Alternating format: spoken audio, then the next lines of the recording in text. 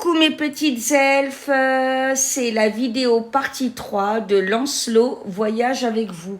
Bonne vidéo, bonne soirée, profitez du paysage, bisous.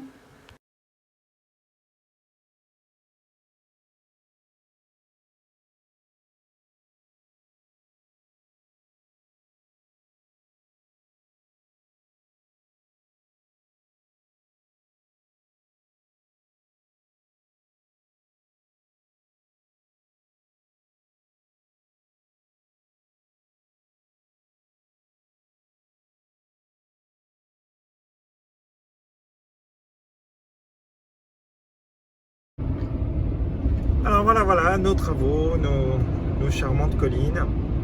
Alors là, on est dans le bout de la Bourgogne et on arrive dans les Préalpes. Mâcon, c'est à peu près situé à ce niveau-là. Donc c'est sympa. Alors là, quand même, il y a quelqu'un qui va pas vite. Je veux bien qu'il y ait des travaux, mais il ne faut pas abuser non plus. Surtout que je crois que c'est quand même 70. Et on en est assez loin des 70.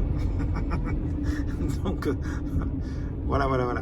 Donc nos vaches un peu par-ci par-là, toujours. Hein. Nos vaches ou nos bœufs, hein. N'oubliez pas, on est encore dans le Charolais. Et voilà, on revient. Donc cette partie avait été faite à 4 voies. On revient sur une partie à 4 voies. Voilà, toujours nos petites collines avec nos villages sur l'eau. Je vous dis à tout de suite. Alors, vous voyez que ça se dégage, ça devient maladé. Toujours nos prés entourés de haies. Alors ça, je trouve ça de haies taillées, hein. Je trouve ça absolument magnifique.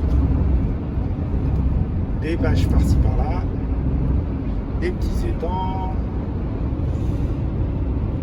des maisons plus ou moins vieilles. On arrive dans le Macadel, là vous avez, je sais pas si vous voyez, un petit château. Je vais essayer d'agrandir. Alors, je centre. Il est où? Il est là. Vous voyez. Alors ça, lui, je dirais qu'il est plutôt 17e ou 18e.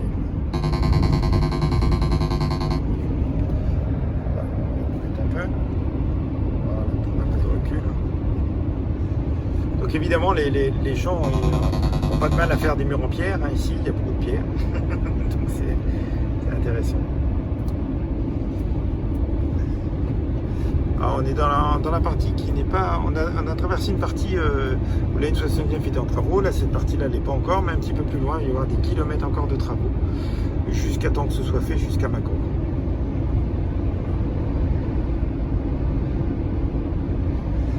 Alors, j'espère que je n'ai pas passé, parce qu'il y avait un endroit où il y avait deux châteaux en vis-à-vis quasiment.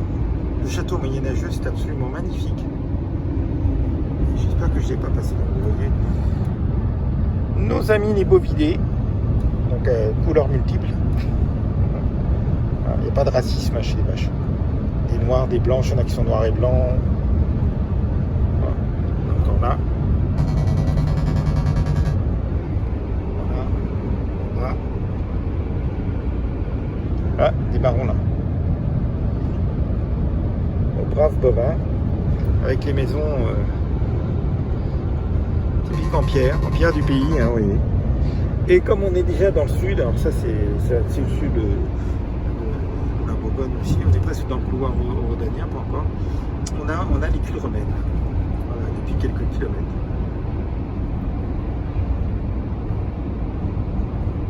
Voilà. Et je vous dis quelques villages, quelques vieilles maisons tout en pierre, au milieu des bois. Village par-ci par-là.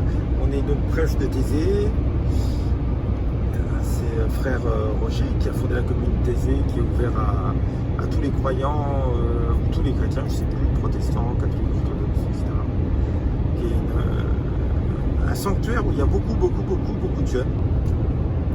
Et puis on n'est pas loin de Cluny, donc où il y avait cette abbatiale absolument colossale, qui était la plus grande église d'Occident avant Saint-Pierre de Rome, puisque c'était une église romane, et comme dans toutes les églises romanes, elle était entièrement peinte à l'intérieur, de couleurs vives. Et vous voyez, on voit sur le panneau Cluny un moment, là on est tout proche, vous voyez, on est tout proche. Et vous aviez dans le chœur un dôme, et donc comme c'était au moment de la Romande, un Christ, les bras ouverts pour vous accueillir.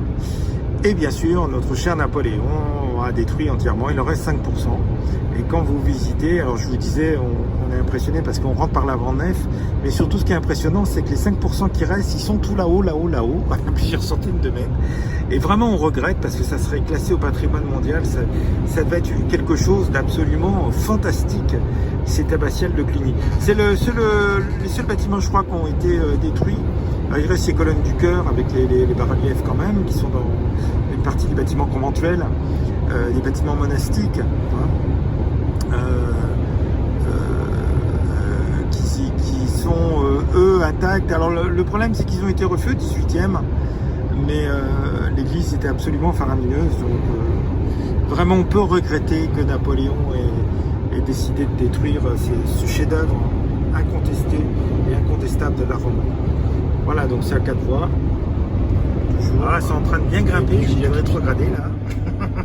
Je vais peut-être encore devoir le faire. Et non, bon, c'est pas touristique, mais voyez, on est à 16 km de Mâcon et on va passer sous la ligne Paris-Marseille-Paris-Lyon, la ligne TGV. Voilà. Ah ben oui, il faut que je rétrograde. Et ben, moi je suis pour 110 à 50 à l'heure là. Donc voilà. Et toujours ce paysage bourguignon et des Préalpes.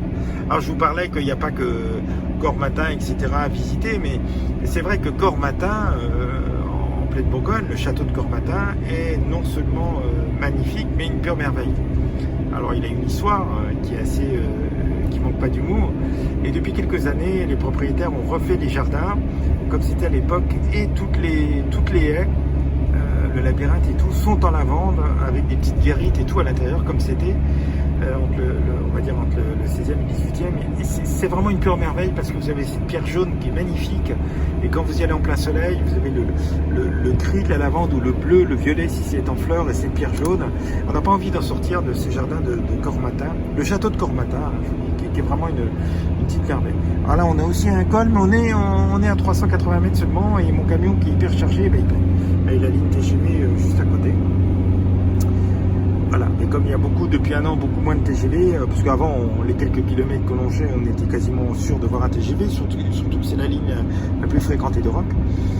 Mais là, bon, avec le Covid, il y a beaucoup de trains qui sont annulés. Vous voyez, c'est magnifique, le Mâconnais qui se dégage, je ne sais pas si vous voyez, c'est absolument magnifique. Je viens tout de suite, il faut que j'en passe mes vitesses. Alors on a... J'y arrivé, voilà. On a en fait, je m'y suis pris trop tard, vous allez voir. On est bien dans le Mâconnais, c'est les vignobles bourguignons du Mâconnais. Si on veut considérer que Mâcon, normalement, est encore en Bourgogne. Voilà. Donc, je vais vous en montrer les beaux vignobles. Alors, toujours les tuiles de Bourgogne. Voilà, vous avez un petit vignoble ici qui se dégage, mais qui va être caché par le mur du TGV. Donc nos charmantes collines, nos petites maisons, nos petits villages. Alors on est dans la fin on est dans le Mâconnais là, parce que les villages bourguignons ils sont beaucoup plus jolis. Voilà les petites collines. On arrive dans bon, on n'a pas traversé si, on arrive quand même dans les Préalpes. Une vieille bâtisse par ici, je ne sais pas si vous voyez. Voilà. Et donc les vignobles qu'on voit ici, on commence à voir, le vignoble du Mâconnais. Voilà. A tout de suite, je reprends, je ne sais pas si vous voyez là-bas sur le coteau, donc les vignes, ils montent assez haut. D'accord, donc il y en a plein. Donc on a à la fois le mur du TGV et à la fois le mur de l'autoroute parce qu'on traverse une petite agglomération pour protéger du bruit. Mais bon, on voit quand même les villages en hauteur et entouré de vignobles. Comme je vous disais, voilà. À tout début, vite fait, il y avait le TGV, donc il est passé quand même, c'est un duplex. Voilà, on arrive vers Mâcon. Pour le moment, on est à un peu moins de 10 km et on a toujours nos vignobles de chaque côté. Là, on a des champs de colza, oui. Il y a beaucoup de champs. Ah ben non, les vignobles sont finis, on a beaucoup de champs. Donc, champs de colza, les jaunes. Voilà. Et quand vous voyez des beaux champs mauves violets qui commencent à fleurir depuis une petite semaine. Là, Ce sont des champs de lin. Le lin est tout petit, il a une très belle couleur mauve-violet, absolument magnifique. Et donc ce sont des champs de lin avec lesquels on fait le tissu, bien sûr. Voilà. Sur ce, je vous dis un charmant château, je ne sais pas si vous le voyez. Au rond-point, tournez à droite, première sortie. Voilà, je vais essayer de... On voit les tours.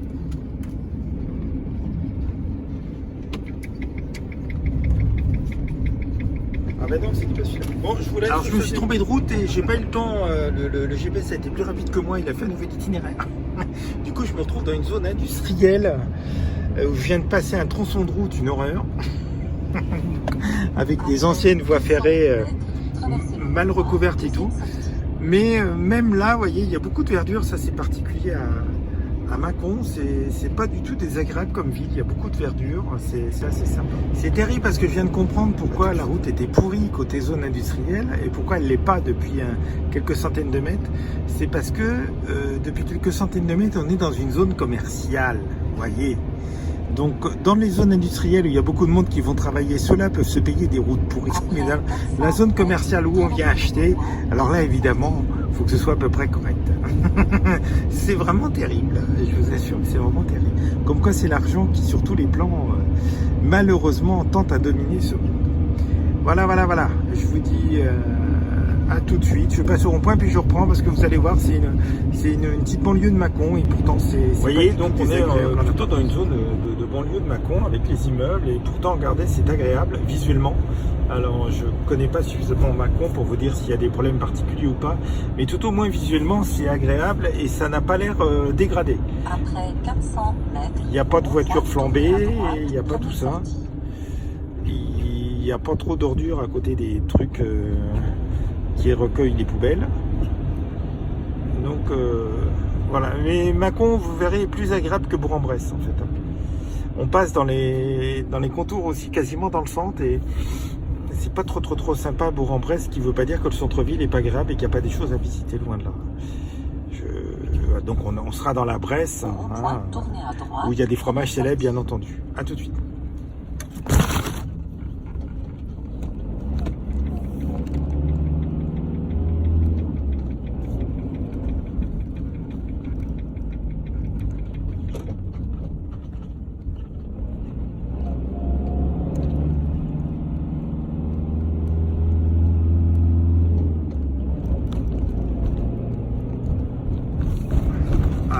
Je vous ai laissé enregistrer. Alors normalement on traverse la Saône. 300 mètres, traversez le Voilà. troisième sortie. Qui est pas loin de... Comment on n'est pas loin de Lyon, on n'est pas loin de son confrère avec le Rhône, hein. Vous voyez que c'est un confrère. Alors faut pas que je dise d'annerie. Parce qu'il est possible que ce soit le Rhône. Oui, alors je vais vérifier et je vous confirmerai, mais vu la largeur, c'est peut-être bien la traversée de Mâcon est très rapide, hein, puisque la route qu'on prend contourne vraiment et on n'est pas longtemps dans la ville, vous voyez. Après 400 mètres, Mâcon, traversez le rond-point. au pas trop loin. Voilà. Et donc on est vraiment dans les faubourgs, mais vert, très vert. Alors là je suis d'ailleurs à un parc quelconque, parce qu'il y a beaucoup de voitures. Donc il y a quelque chose, je vois des chevaux. Traversez le rond-point, deuxième sortie. Je vois des chevaux, bah oui, il y a quelque chose, il y a des gens qui viennent, il y a des chevaux.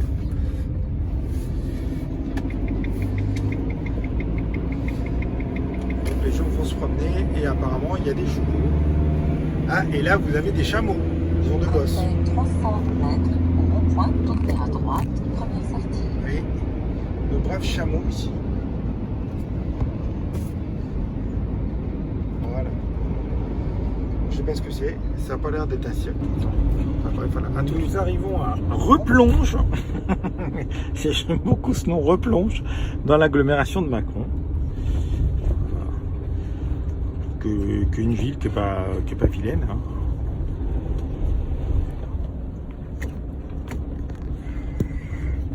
Avec un feu. Une très belle petite église.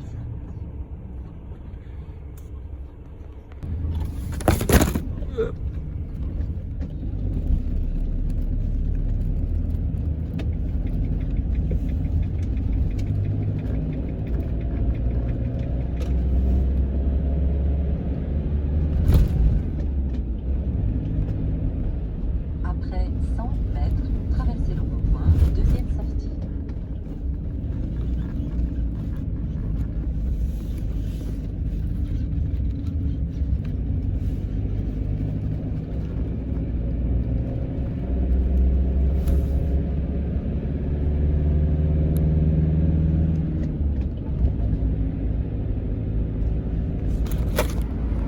Ah ben je vous ai encore, j'espère que Linda coupera, j'ai oublié de couper le truc.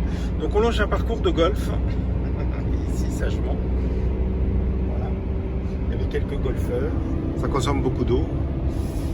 Et du golf restaurant, voilà. Et donc on est à un peu plus de 25 km de Bourg-en-Bresse. Voilà, voilà. Donc on est plutôt évidemment là dans les Préalpes. Hein. Et pas loin de la Franche-Comté, pas loin de la Bourgogne. Voilà. Et là, apparemment, il y a une très belle église romane. Je vous présente ce qu'on appelle un vrai hangar à des dépôt qui est balèze. Hein.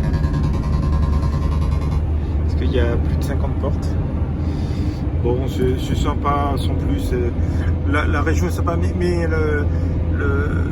la région est vraiment sympa par ici parce qu'il y a beaucoup de verdure. C'est pas des terrains à grande culture, ce qui fait qu'il y a beaucoup de bois.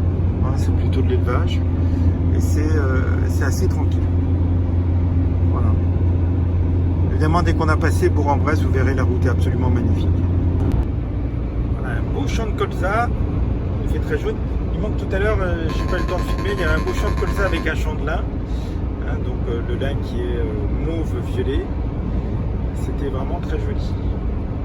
Avec les maisons qui sont habillées de couleurs chaudes comme on a dans le sud. Je ne sais pas combien on doit rouler ici. On va dire que je suis à 70. Parce que je vois pas. Il y a parfois, c'est assez difficile à savoir à combien on doit rouler. Hop, on rétrograde. Voilà, donc c'est pas toujours très facile. Voilà, vous savez, là, les couleurs chaudes qu'on trouve dans le sud, puisqu'on est au niveau de Lyon. Hein, on était bien. Non, on est au niveau de Lyon, pas tout à fait, puisqu'on passe au-dessus de Lyon. Voilà. Donc, les tuiles romaines, etc. Voilà, nos petites routes sympathiques qu'il y a dans le coin.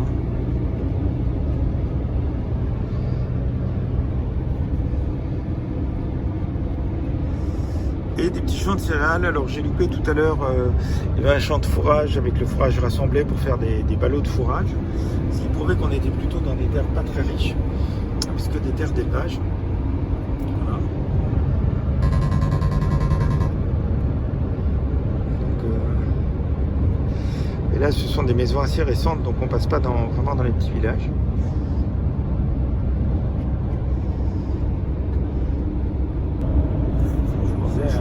Encore une ferme avec des grandes étables.